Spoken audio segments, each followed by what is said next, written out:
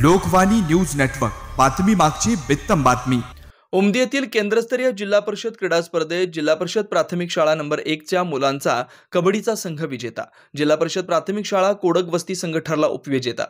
उमदी तालुका जत येथे पार पडलेल्या केंद्रस्तरीय जिल्हा परिषद क्रीडा स्पर्धेत जिल्हा परिषद शाळा नंबर 1 च्या मुलांचा कबड्डी संघ विजेता, तर जिल्हा परिषद प्राथमिक शाळा कोडक वस्तीचा संघ उपविजेता ठरलाय। उमदी तालुका जत येथील जिल्हा परिषद प्राथमिक शाळा नंबर 1 शाळेच्या प्रांगणात सुरू असलेल्या केंद्रस्तरीय क्रीडा स्पर्धा मोठ्या उत्साहात व खेळीमेळीच्या वातावरणात पार पडल्या।